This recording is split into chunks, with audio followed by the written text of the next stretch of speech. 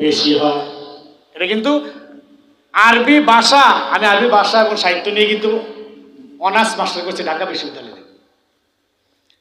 ভাষার কোন জায়গায় কি আছে খুঁটি নাকি ইনশাল্লাহ সব কিছু আল্লাহ তাআলা দিয়েছে এই ব্রেনের মধ্যে। স্টুডেন্টকে পড়াতে গেলে ছাত্রছাত্রীরা বলে যে হুজুর ওস্তাদ যে আপনি এত কিছু মনে রাখেন কি বল, এত কিছু কেমন মনে রাখছেন?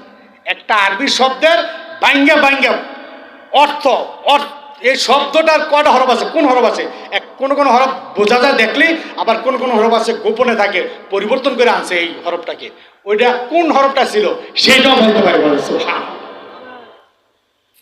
বন্ধুগণ, যদি আলেম ওলামা, যদি নাকি এখানে হাফেজ অথবা কোনো মাদ্রাসার ছাত্ররা থাকতো তাহলে আমি 1 মিনিট হলেও বলতাম, কিন্তু ওদিকে যাব না।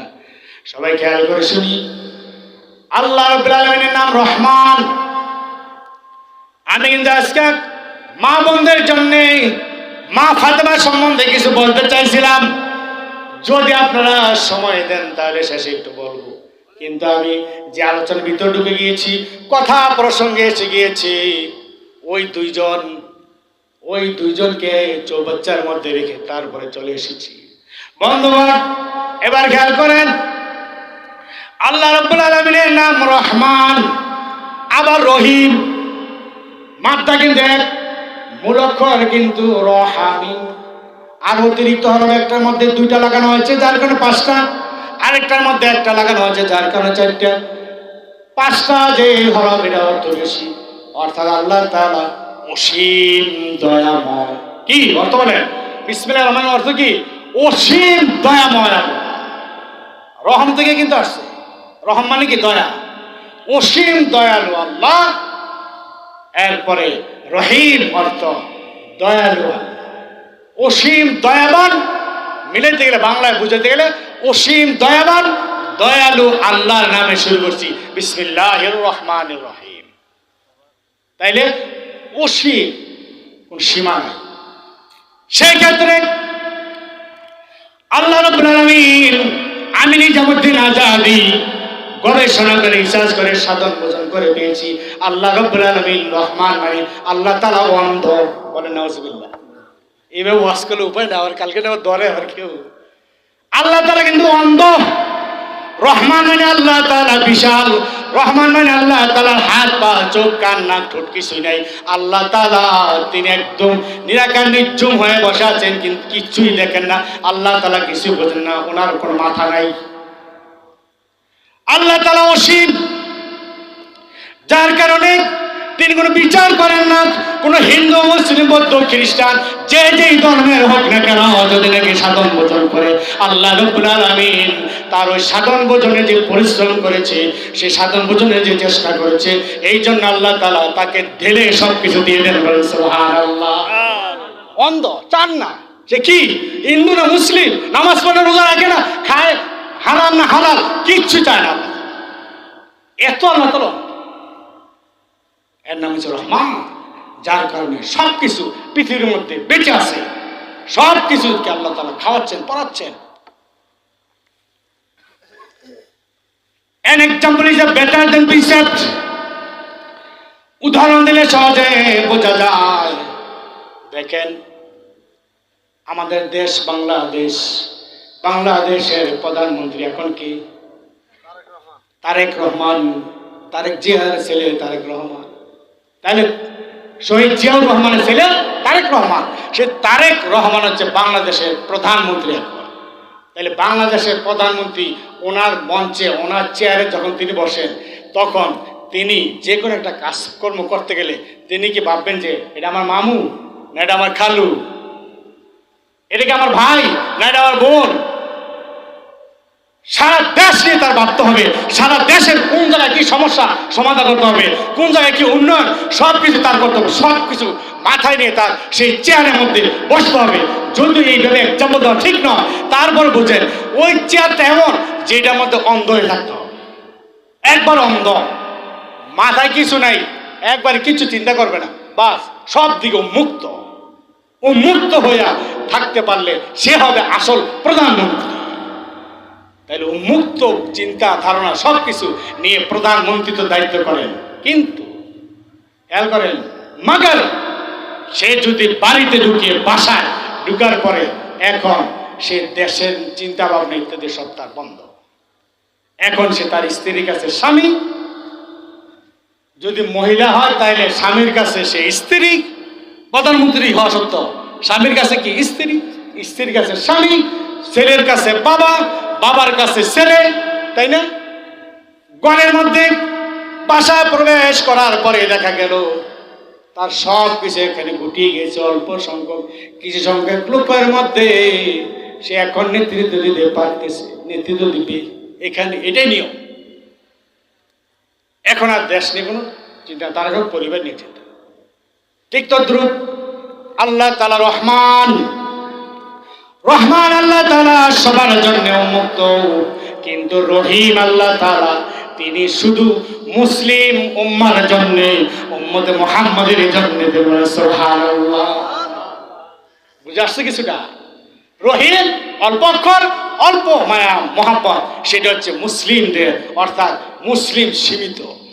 800 কোটি মানুষ পৃথিবীর মধ্যে, 200 কোটি মাত্র মুসলমান, 600 কোটি হিন্দু বৌদ্ধ খ্রিস্টান মুসলিম।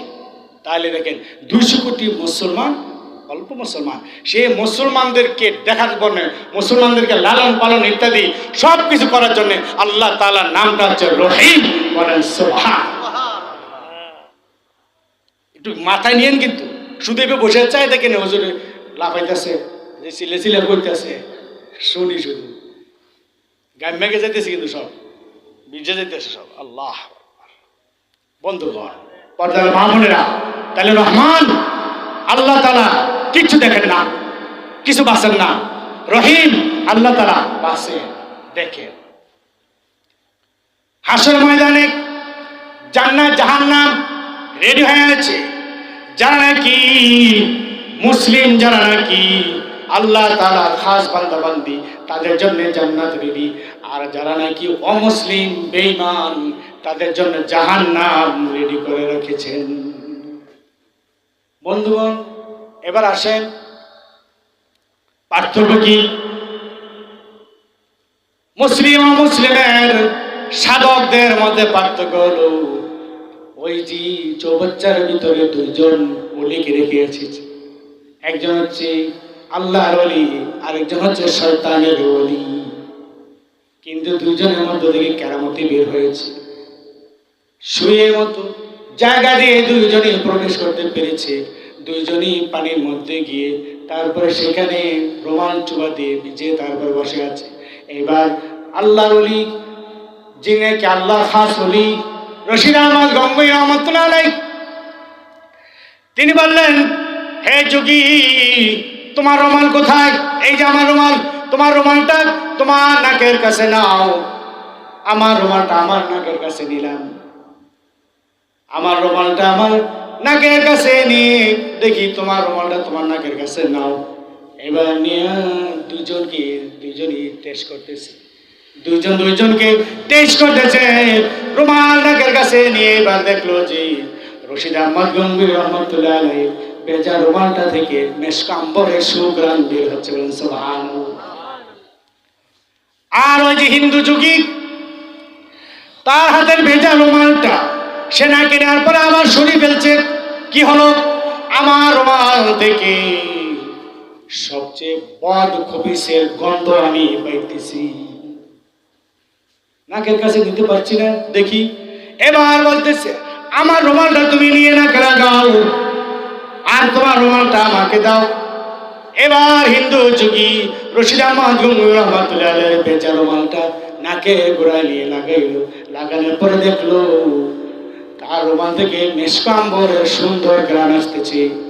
আর রশিদ আহমদ গঙ্গোই তার রুমালটা, ওই হিন্দু যুগী রুমালটা নাকে লাগাইয়া দেখলো যে সেখানে দুর্গন্ধ আসতেছে, নাকের গোড়ায় নেওয়া যাচ্ছে।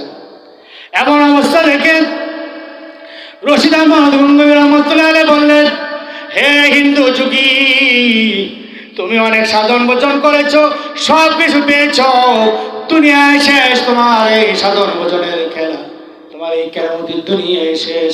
কিন্তু আমি যে সাধন ভোজন করেছি, এই সাধন ভোজন দ্বারা তুমি প্রমাণ পেয়েছো, একটা সূক্ষ্ম মাত্র প্রমাণ পেয়েছো। এই প্রমাণ দ্বারা বোঝা যায় আমি আল্লাহ তাআলার দরবারে মকবুল হয়ে গেছি। আসল ময়দানে শুধু আমি নই, আমার শিষ্যদেরকে নিয়ে আমি জান্নাতে যেতে পারবো। সুবহানাল্লাহ।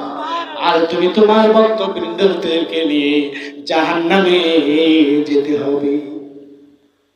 আমি অল্প কথায় আপনাদেরকে বোঝাতে চেয়েছি।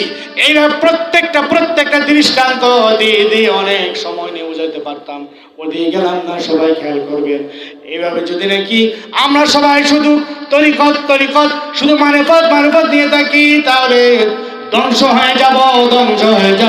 দুনিয়ায় নয়, দুনিয়ায় কেরামতে দেখা যাইতে পারেন, বৃষ্টিকেও আপনি থামাই দিতে পারেন, কিন্তু মরার পরেই হবে খবর। কবরে গেলেই আপনি পেয়ে যাবেন কতটা, 12টা না 13টার খবর, সেখানেই বুঝতে পারবেন। এই জন্য অনুরোধ করব, শরীয়ত এবং তরিকত একসাথে আমল করেন, শরীয়ত এবং মারেফত একসাথে আমল করেন। একসাথে যে ব্যক্তি আমল করবে ওই ব্যক্তি কামিয়াবি হয়ে যাবে। আল্লাহু আল্লাহ, আল্লাহু আল্লাহ।